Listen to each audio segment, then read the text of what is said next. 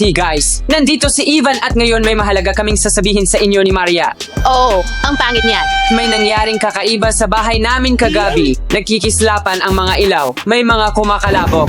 Kaya sobrang natakot kami at tumakbo kami sa kwartong ito at nag-lock hanggang sa natapos ang gabi. Pero ngayon umaga na at tahimik na ang lahat. Kaya oras na para lumabas at tingnan kung anong nangyayari.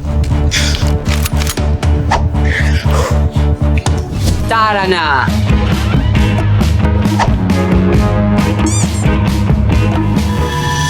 Nasaan na? Narinig mo ba yun? Natakot ka ba? Hindi ako. Anong nangyari? Narinig mo ba yun? Tuloy lang tayo. Ano yun? Anong nangyari dito? Ang paborito kong si Syria. Hindi na mahalaga yan ngayon. Sa tingin ko may pumasok sa bahay natin. Tingnan natin lahat ng pinto. Ikaw na ang mag-check ng mga pinto habang nandito lang ako. Ano? Hindi. May baseball bat ka. Sumama ka sa akin. Tingnan natin ang pintong ito.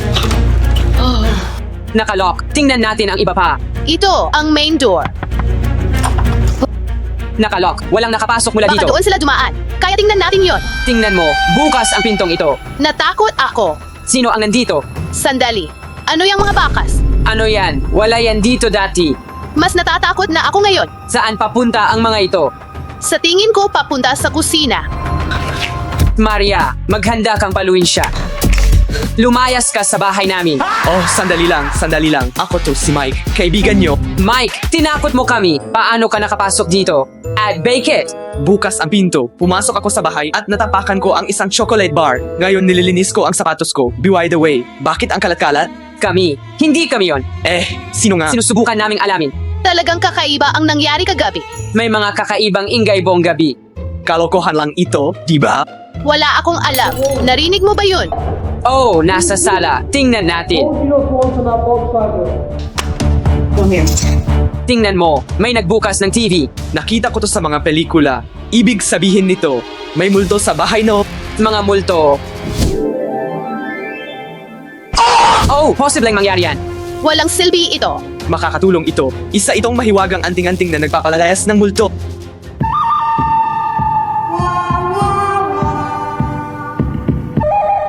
Ayos yan. Pero ngayon kailangan natin ng nakatagong camera. Handa na tayo para doon. Nakaset na ang camera. Ngayon para makita mula sa camera, kailangan natin ng monitor device. Meron ako niyan. Bilis na. Ivan. Okay, dinala ko na ang laptop ko. Ngayon pwede na nating tingnan ang live footage. Ayan. Oh, kita mo. Nakikita natin ang mga sarili natin. Pero masyadong halata ang lugar na to. Kaya punta tayo sa kwarto ko at doon natin tingnan. Tama. Sage, tingnan natin. Walang nangyayari. Teka, nakita mo ba yun? Umalaw ang camera. Hindi maganda ang pakiramdam ko dito.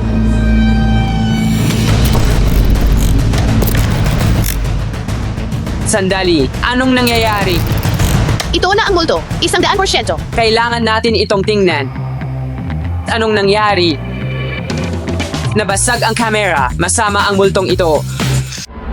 Oh, Mike, saan ka pupunta? kailangan kong gawin ang homework ko. Duwag ka. Umatras lang siya. No. Hindi ako umatras. May homework talaga akong gagawin. Tara na. Mike, magpakalalaki ka. Hanapin natin ang multong ito. Tara na. Sage, sa tingin ko, maghihintay ang homework. Kung multo ito, kailangan nating subukang kausapin ito. Takot ako sa mga ganitong mahiwagang bagay. Mag-like kung natatakot ka rin sa multo. Bio! Pero huwag kang mag-alala sa akin. May napatunayan na akong paraan para dito. Asin. Magdodrawing ako ng bilog na asin sa paligid ko. Dapat matakot sila. Nakita ko ito sa mga pelikula. Anong meron tayo dito? Ito ang Ouija board para makipag-usap sa mga espiritu. Sa multo na meron tayo. Hindi ko pa ito nagawa dati. Mike, kasama ka ba namin? Titingnan ko lang. Sage, gawin mo lang ang gusto mo. Multo ng bahay na ito. Pakisagot. Mike, manahimik ka. Natatakot kami dahil sa'yo. Oh, sorry. Multo ng bahay na ito. Ano ang pangalan mo?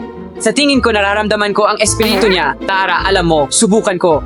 Multo ng bahay na ito. Ako si Ivan. Ano ang pangalan mo? Anong nangyayari? Nandito na siya. Nagsalita na ang multo. Sandali, ano? Guys, aling ilaw ang pambanyo. Mike, ano ba? Huwag na yulit. Oh, Sage, kasalanan ko. Sorry.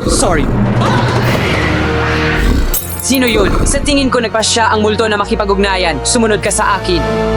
Dito nanggagaling ang tunog na ito. Nasaan kaya yun? Parang may kung anong nasa dingding. May naisip ako. Tingnan mo, Maria, nakuha ko ito. Makakatulong ito sa atin. May naririnig ka ba? Oo, baka hayop ito. O baka nakakatakot? Hindi natatago ang multo sa dingding. Siguro isang yuri ng nilalang ito. Nandoon ba yun? Hintayin mo, may naririnig ako. Doon nanggagaling ang tunog. Oh, nandoon ba? May nangyayari doon. Mike, halika dito. Sa tingin ko nahanap na natin ito. Sa tingin ko, nasa kabila ito ng dingding na ito. Anong gagawin natin? Iusog natin ang kabinet na ito. Tulungan mo ako. Sino kaya ang gumawa nito? Alam ko, aso ito. Anong ibig mong sabihin na aso? Sa tingin ko ahas ito. Sa tingin ko, hamster ito. Masyadong mahina ang hamster para dito. Oh, kailangan nating pumasok. Oh, alis na ako dito kung hindi mo iaalis yan. Guys, tingnan nyo, may mini camera tayo. Pwede natin ilagay ito sa loob. Oh, tingnan natin kung sino ang nandyan. Hulihin natin ito. Ilalagay natin ito. Tambak lang ng basura ito. Matagal nang nakatira ang hayop na ito dito. Ibig sabihin malaki na ito ngayon. Sage, oras na para ilabas ito sa dingding na ito. Oras na para kunin ang halimaw na ito. Guys, lumabas na kayo dito. Bigyan niyo ako ng espasyo. Handang-handa na ako. Heto na ako. Halika na. Ivan, Oh, makakapasok na ako ngayon. Sigurado ka bang gusto mong pumasok? Sigurado akong papasok ako.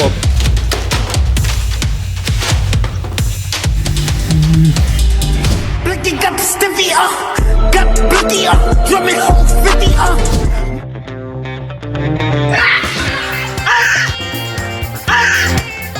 bahala na. Aalis na ako dito. Ayos, maganda ang pagkakadeliver nun. Nakuha ko na ang bitag, nakahanap ka ng pine. Well, ito lang ang nahanap ko. Sapat na ito. Tingnan natin, ilagay natin ang mga bitag. Teka, anong ginagawa mo para sa mga daga ito? Di ba, ilagay natin ito. At dito ang broccoli. Sa tingin mo magugustuhan ito ng daga. Oh, sa tingin ko gusto ng daga ang kahit ano. Ilagay natin ito. At ang keso para sa malaking bitag. Oh, siguradong mahuhuli natin ang dagang ito. Pero paano ito gagana? Simple lang, papasok ang daga para sa keso, boom, sara, at mahuhuli natin ang mga daga. A few moments later. 30 minutos na ang lumipas. Hindi pa masyadong matagal. Kailangan pa nating maghintay ng kaunti.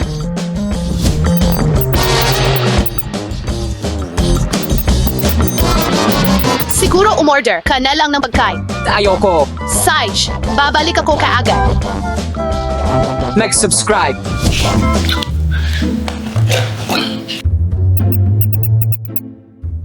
Oh, parang nakita niya ang daga. Anong nangyari?